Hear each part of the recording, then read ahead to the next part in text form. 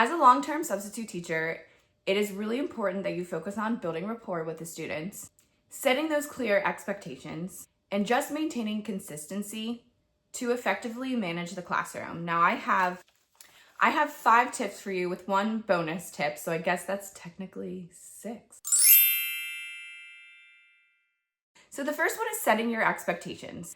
Create a clear routine. So as you know, as with a teacher, is from when you were in school, if you can remember, there was always routines that happened. And if you talk to the teacher beforehand, maybe she has a routine that she would do that you can keep the same, he or she, that you can keep the same so that the students, when the teacher comes back, the students already are in that routine. So this could be something like in elementary school, the kids come in, they put their stuff in their lockers, and then they come find their name on the board and write it, like circle their name or something, and then they sit on the rug for instructions, something like that.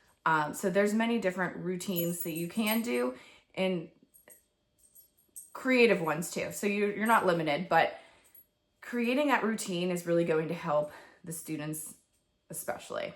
Use a behavior management system. So this could be anything from like handing out like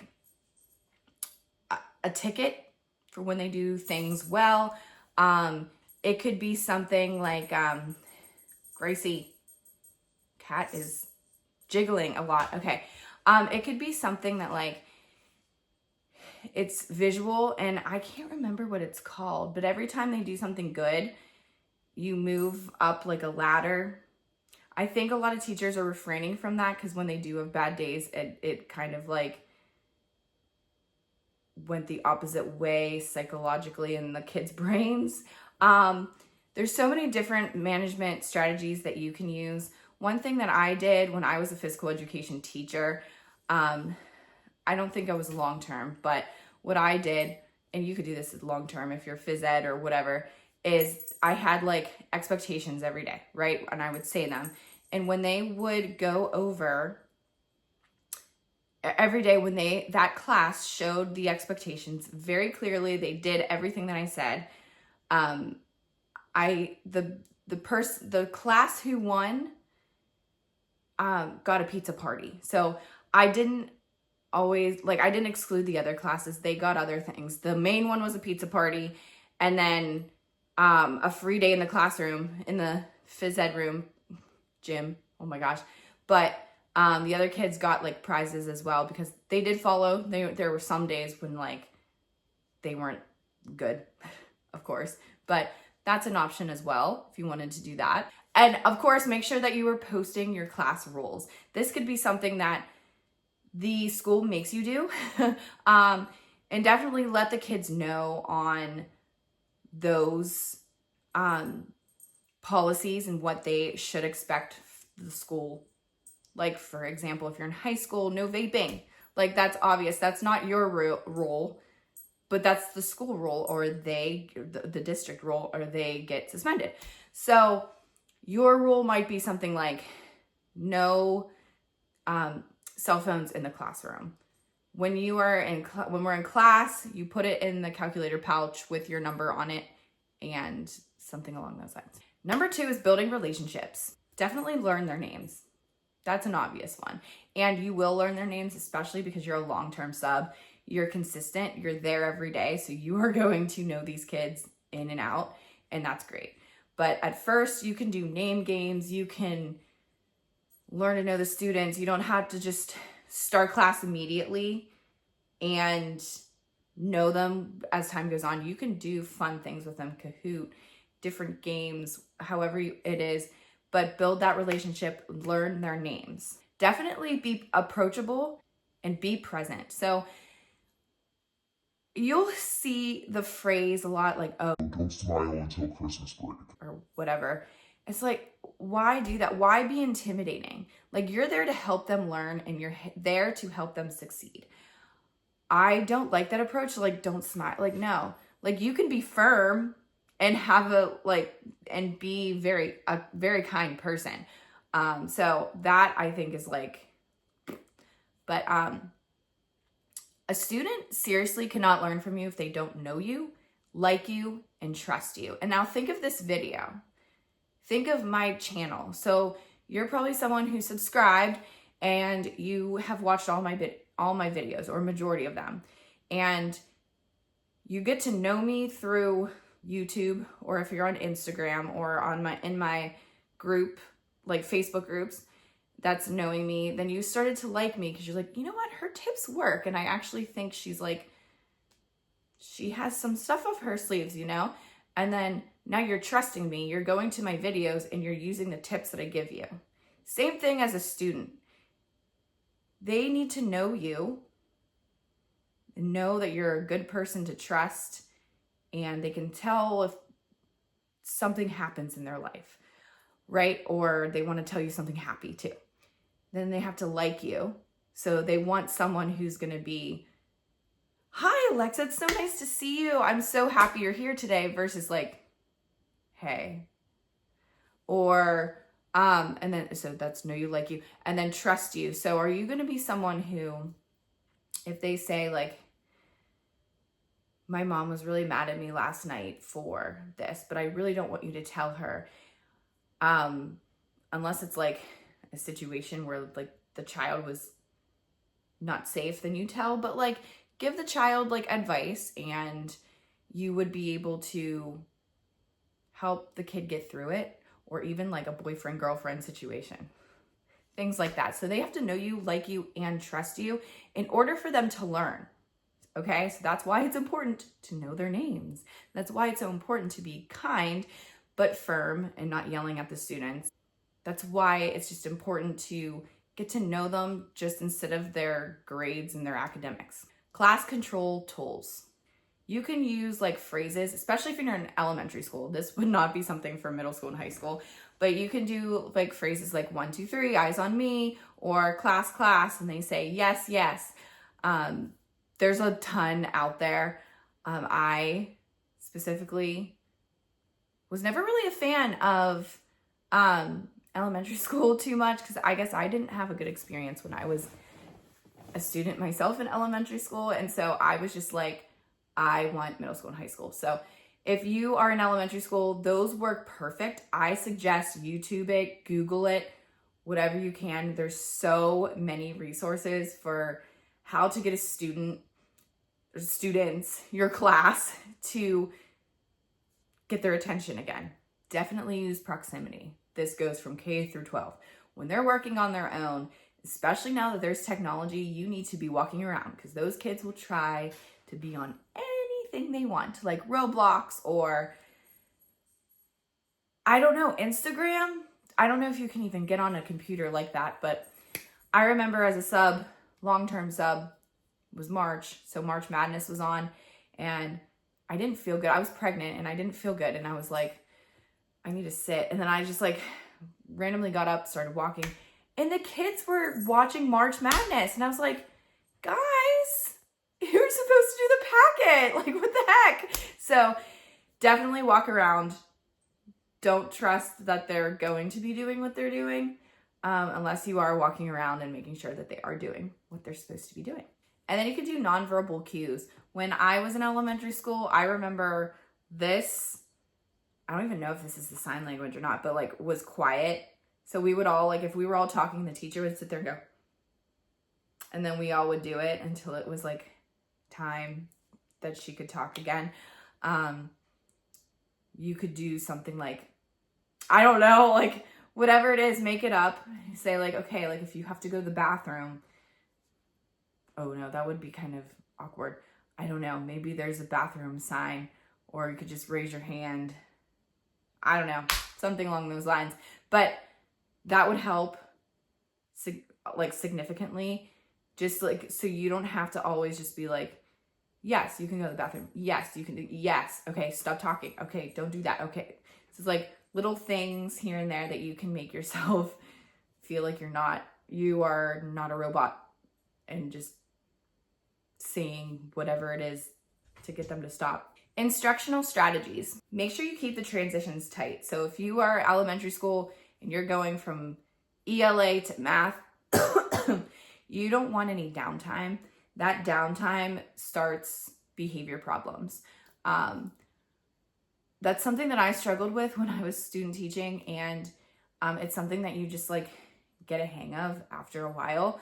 But make sure like you have a transition thing. If you're in the lower grades, preschool even, or kindergarten, you can do like songs to transition them, or even like music. Put something on that they are familiar with to help the kids be like, oh, it's time for this. So chunk tasks. You can break assignments down into manageable parts with check-ins, and then just give clear directions. Now, with the directions, you always know that they're gonna get one kid. So what are we doing? And you're just like, oh my gosh, I just went over everything. Make sure you have clear directions. And also just remember too, kids learn different ways. So like that kid might have been a visual child. So maybe if you are doing a project, say it's like a social studies project and they're doing like a group project, and you have a rubric or you have an example of something that you did. That way it's like, it's visual, couldn't think of the word. Some kids are very like, they learn from just you speaking. I'm not that way, I'm very visual. So like to me, I would need a piece of paper with the directions. Even though you went through them with me, I would be like, okay, now I just need to like review it myself. Handling challenges in the classroom. Stay calm and consistent. I said this before. I say this in a lot of videos. You're gonna have those days. You're gonna have those kids who push your buttons, who do things that like you just really don't think a kiddo would do. It's true. It happens. But just make sure that you're fair with them and consistent, and you're calm no matter the situation. If it's like a child who got a D on their math test and now they're like throwing a fit, you know, like stay calm, because your calm is their calm, and then try to talk to them away from the kids if you can.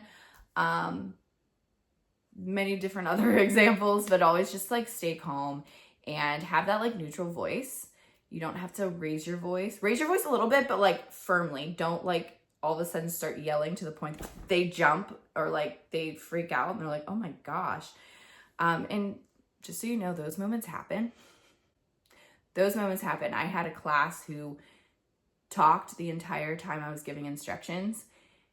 And I was like, stop talking, stop talking, stop talking. And then I eventually like blew up and was like, stop talking. And I was like, you're being so rude. You know, you're only human too. So they happen. That happens. Just don't let it happen very often. Don't be a hothead. Document the incidents. Document what happens. Especially like if you have a student who is a behavior student, let's just say, and they're on an IEP, collaborate with that teacher and be like their IEP teacher, their special ed teacher, and say to them like, hey, so-and-so just left the room, and say, okay, I'm going to mark that down. Do you mind marking it down too? Like they will work with you on no matter what the behavior is. With other kids, write it down too. Write the date and the time that it happened. So maybe it was they were out in the bathroom for 40 minutes and you know that they were vaping. Okay. Document that, talk to that kid, and then like go to the office, whatever the next like thing is that you're supposed to do. And I already said this, collaborate with the other teachers. It's very important that you, especially if you have a student with an IEP and behavior problems or just anything in general, it doesn't even have to be behavior problems. It could be that a child is struggling and they're struggling so hard. Like, what do I do? Help me. That's very helpful for when you have a student who's on an IEP. Other times I collaborated with a lot of teachers. For example, I had to give a worksheet out. And this kid, bright kid, he did not write legibly. He was like a straight A student, just whatever. And after he scribbled his answers and handed it in like 2 seconds. And then I was like doing attendance and stuff. And then I went to see, and I was like, what the heck? So one of the teachers was walking by and I said, okay, I know my answer, but what do I do with this? You know, and they're like, make him redo it, like right now. Because this is like, one, that's unacceptable as a 10th grader. And two, like, what the heck is that? So make him redo it.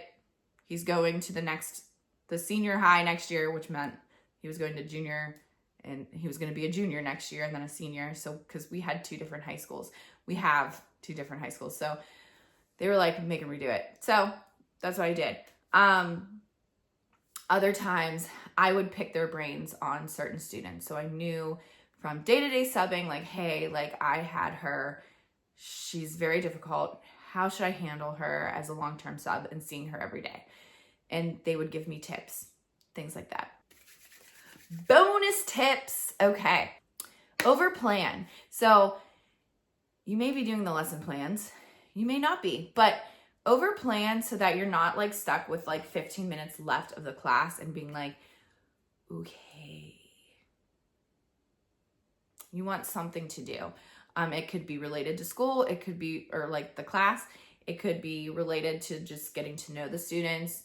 One of the teachers, when I was a para, one of the teachers, when we had,